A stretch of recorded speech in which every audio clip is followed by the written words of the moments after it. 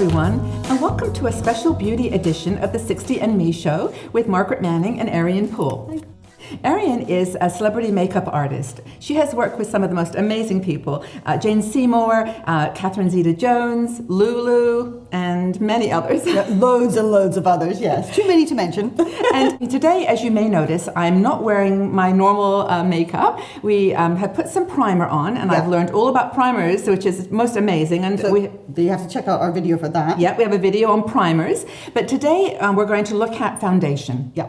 And, a lot of women over 60, my age, are used to using foundations that they've used before and they're comfortable with. And I was saying, I for one, have always used cream foundation because it covers everything. I have fairly uneven skin. And, but I found it was just getting, so it looked kind of like a mask. It was just too, as my skin got drier, too harsh.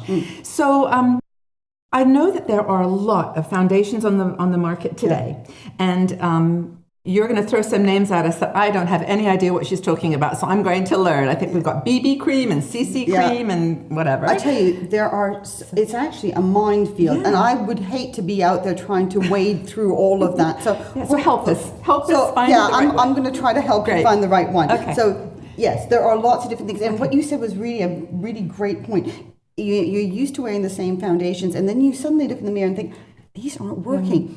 We end up blaming ourselves rather than the product and I don't work any longer together. So it's time to part ways and look for something new. And it's that finding that is difficult. So like you said, there's lots of different things. There's BB creams. I have got a ton of BB creams here. What does BB stand for? It's Blemish Balm. Now, before we started filming, you asked me a really good question about the Blemish Balms because you thought the BB creams were only for younger people with acne. I don't know where I got that impression. Because I think a lot of people have been kind of sold that, but actually what a blemish balm is to cover blemishes, not acne and things like that. It was invented in the Far East. It was invented in Japan to cover up pigmentation. So suddenly people are going, pigmentation, well there, I'm on that Something one. that works for me. Yeah, because pigmentation is their prime concern. So a blemish isn't like acne. That's a different kind of thing. So blemish balms tend to be a little bit heavier, not quite as heavy as a proper foundation, but they're a little bit heavier than a tinted moisturizer. So if you're someone who has got pigmentation, but you don't want to wear a heavy foundation, a BB cream is the way to go. So would that be good for an oily skin? They've got oil-free BB creams, and they have the ones that got hydration in it as well. So there are different types of BB creams. So again, you have to look. So these are just a few BB creams that are out there. Okay, so what do we got? We've got an Estee Lauder, we've got a Balance Me, we've got one of my one, Ariane Poole, but there's lots and lots to choose from. So go out there, have a look around if that's something that you're interested in. So that's a really great thing. The other one that's come out now is a CC cream. We're going to have an AA, MM. Yeah, so there's CC creams as well. So again, a lot of these ones around. This is a Clinique one. I do one as well, but these are complexion correction. So what they do is they add brightness, they add luminosity to the skin. You can use these, the BB and the CC you can use on your own. That you can put a foundation over top of a CC if you want. You don't necessarily need to do it, but really great to use. Very much more like, if I let me just put a little bit on your hand so you can feel the difference. This is a CC cream. Feel how lightweight that is. Got a lot of color though. I mean, it's actually quite dense to the color. Yeah. Now this is a BB. You can feel that this is going to be a little bit thicker. Oh yeah. Do you see the difference in the thickness? Yeah, for sure. I mean, obviously these are the wrong color, but this is much more lightweight. This is much more dense and covering. Look at the coverage. You can actually, and I rubbed them in more or less the same. Yeah. So you can see that. I mean, this is close to your skin tone, but this one's obviously not. But this is obviously a lot. You can feel it. It's much thicker. Very cool. Yeah. So that's what they do, and they contain all sorts of ingredients. Let me give you a little bit more. This is good to know though, because I wasn't aware. I've seen them on the shelves, and I've just never even bothered to pick them up and look at them. Because so many women think BB blemishes, acne spots, that kind of thing. But it's actually for somebody who's, say you've had acne scarring, and you've got those marks left, you've got pigmentation, you've got any of those kind of things, perfect one to go to. Actually, that's actually stayed on my skin, the thicker one. It's a really, usually BB creams have a really high SPF. Which is another thing that we actually really should highlight. Which is really important. And the reason why they've got that high SPF, because they don't want to aggravate the pigmentation. So that's what the BB stands for. Perfect. It's not spots. So don't give it to your teenage daughter or granddaughter or whoever, because it's not going to work. Okay. CC creams, much more lightweight. Complexion correction, much more lightweight. Tinted moisturizers, which we've all been extremely familiar with, and they've been around for quite a while. Bobbi Brown, Estee Lauder, Laura Mercier, lots of tinted moisturizers. Right. And those are quite thin. They are very thin. So let me put a little blob of that on you so you can feel that. So here's, much thinner. You know, great color. Yeah, great color actually, but it's very thin. Great if somebody doesn't need hardly any coverage, but very sheer, very lightweight. If you're going to use that and you don't use a primer, don't be surprised if it disappears quite quickly. Yeah, now that's gone completely up on my skin. So, but still, for some faces and some women, this is going to be perfect. So. Yeah. Okay, great. Okay. Then we've got things like tinted primer, which is what I've got. I use tinted primer on myself. Okay. Along with a primer, I like a double whammy. But this, I love that packaging, by the way. So let me just put a little thing. This is a cross between a BB and a CC cream in weight. Yeah. Yeah, so I can feel that. Yeah, so it's actually, very nice. It's got a nice weight, it's got a nice texture, it's really lovely, so it goes on really smooth. Yeah, we're just going to say this is actually a very similar consistency to the primer that you used. Yeah, so it's got that nice smooth, it's got a real nice, easy, it's got a nice slip to it. It has sufficient coverage that you can see that it's not going to fade away because it's got the primer built in. So if you want to skip a step, check out. There's lots of companies also that do the primer. Max Factor actually do a primer and foundation in one, so that it comes out. So it is like a tinted primer together. Yeah, they come out like a little squirt thing. Actually, that helps with the veins. My granddaughter always says to me, "Baba, why have you got such blue veins on your hands?" So you were royal. Exactly, I'm right. But this actually is if you were like really trying to take a picture or something, and you wanted you have to do this. You have to do this. Watch what. But that's actually very. You go like that. You go like that, and then you do the picture. Look. Yes. See? We know all the tricks. Anyway. So let's take care of my right. So then we've got the other thing. We've got long-lasting ones. So for people who find that they really want that slightly heavier coverage, but they don't want to have as heavy as they would. Estee Lauder do double wear light, and light as in lightweight, not as in light in color. They do 6 shades, so it's great. Or the normal double wear, which is really good as well. This has been around for a long time. Maybe people are using this one. Yeah, and if you're a double wear lover, you will never change. And you know, but if you're saying, oh, the double wear is just a little bit too heavy for me, but I want that kind of coverage, check out the double wear light, because that will do the trick for you. Same formulation, but just a different consistency. Yeah, and then I'm going to finally go on to, there's also foundations that are lifting and firming, and so there's so many out there, but we've kind of cut it down, because otherwise we would be here forever. Now we must have honestly about 20 different samples here on the table. Absolutely. And it's just amazing to me. And so then I've got a Bobbi Brown. This is a cream one. Right. This is a hydrating cream one. Oops, let me get that little lid off there. So it's a hydrating cream one. This is a little bit thicker, so if you need that, you can use that. But I find that sometimes it can be a little bit too heavy. The one I'm going to use on you is this one. It's a moisturizing foundation, because you were saying about your dry skin. So I'm going to use a moisturizing foundation. Okay, now, great. So this one you might, since it's a Bobbi Brown, well, not that you have to match them, I guess, but this might be better for evening if you were looking for just a little bit more of an artistic if you want a little bit more of a sort of almost like an airbrushed look. Speaking of airbrushed, Christian Dior do an airbrush foundation that you spray on. At first I was so skeptical, but it really is actually very good. It's like it literally squirts it out or sprays it on. It's like you're spraying your face with a floor polish or furniture polish, but it is a really nice product. Okay, well, let's try something that's a little easier to. Yeah. Okay, this is an important question, and I know maybe some of you are thinking about this as Ariane reaches for her brush. Yeah. I've never put foundation on with a brush. Yeah.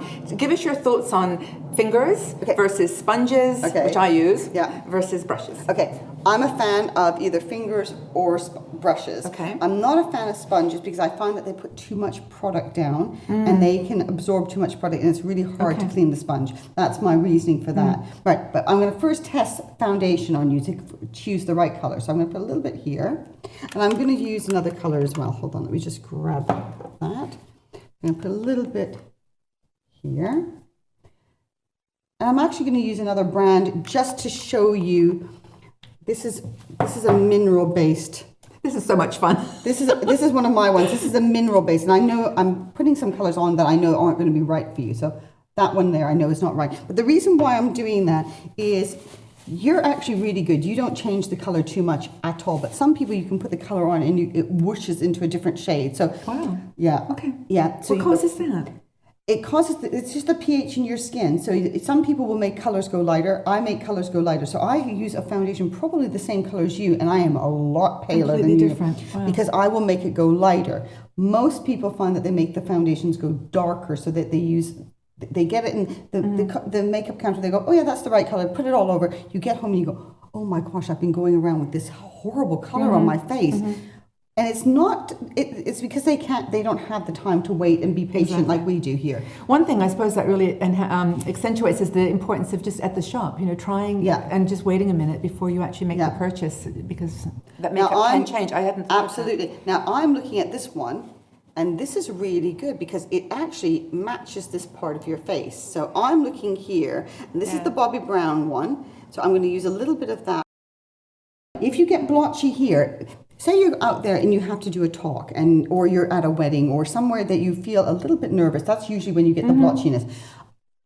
In that instance, and in that instance only, I suggest people use a powder foundation.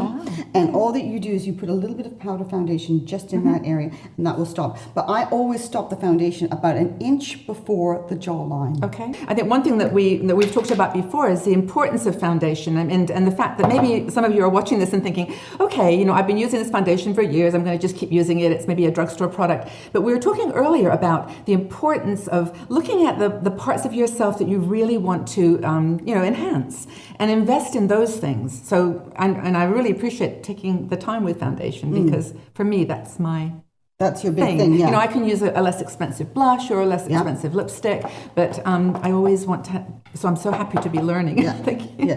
But here you see, what I did is I started at the center of your face, and I worked like this with a brush. Now the brush will give you a much lighter coverage, as in light, I don't mean again in color, I mean as in weight. Yeah, take a little peek at that. Just wow, it's amazing just how a little teeny bit of it's not even just the color, it's the texture. Yeah, and what I've done is I've actually gone right underneath your eyes here. Okay, very important. People often think that they should not put foundation underneath their eyes.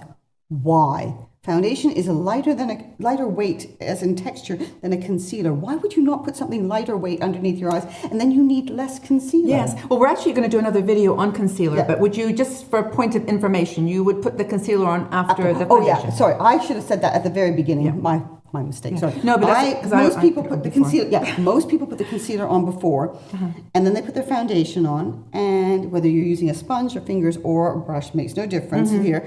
You're rubbing half of the concealer away. Off, Then you look at yourself and think, I need more concealer. And so you pile it on. And you pile it on, and you pile it, and suddenly you're thinking, okay, I actually look better without that on. And then you're trying to take it all off. And so you don't want to do that. So by doing the foundation first.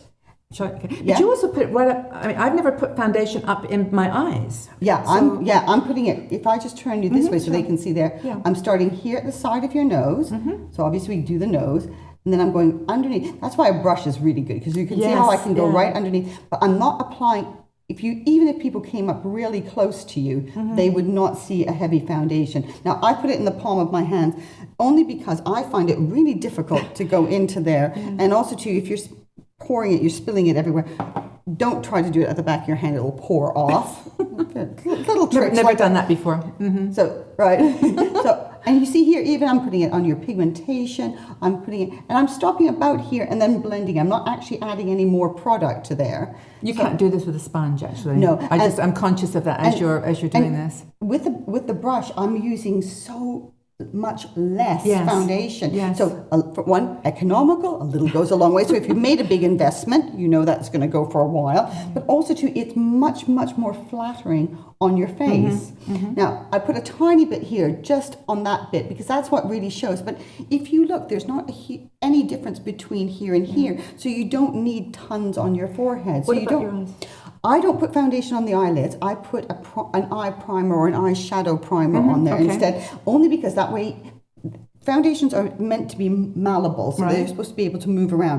So if you put it here, you'll end up getting creasy eyeshadow. We never want that. Yeah, and actually we talk about cream eyeshadows, and if you put cream on cream, you're going to get that. Yeah, so I'm going to just twist it around, just to make sure I get that side even, because I can't see. And you've got my little age spots here, which we're going to talk about in another video. Yeah, but look at that. But even there, I can, and what's nice with the brush, I can actually target those areas with a little bit more of the foundation, so I can really almost annihilate them with just a little bit of foundation. So again, making everything feel very much more lightweight, and I think that is looking pretty darn good there. Okay, I'll have a look. Yeah, hold on, let me just do this bit of your chin there. That Okay. All right, now you can have a look. But take a peek. Oh, I like me. What do you think? No, do you know something? I want to say something now about makeup, because this is really, I mean, obviously Ariane and I have we have a love for makeup. Yeah. I mean, I always have. As a little girl, I remember stealing my mom's, creams and things, and, just trying to, be pretty. Yeah. And so we maybe have more excitement about makeup than you. You may be sitting there thinking, yes, all right, fine. But really, I think that if you look at makeup as just being fun, and being something that that you're going to play with and enjoy, then that's great. I mean, that's you don't have to take it too seriously. Well, that's right. So just enjoy our I agree pleasure. with you. It should be a pleasurable experience. If you're thinking, oh, this is a chore, you're using the wrong stuff. Okay. Yeah. So if you're you can do this really quick. So if you didn't want to go for a foundation, now with a tinted moisturizer, fingers. BB cream, fingers, CC cream, fingers. If you really wanted to put your foundation on with your fingers, you could do so as well. So you don't have to labor over everything. But I just think that that evens you out. I'm evened out. And it's starting. You start going, ooh, okay. The bits of me are coming out. Yeah. Perfect. Well, honestly, this is such a great improvement over what we started with. Thank you so much for joining us. I hope that you've learned something about foundations, and please, stay tuned for more exciting videos as I start to develop my beautiful face here with Ariane's help. Thanks, everyone. Bye.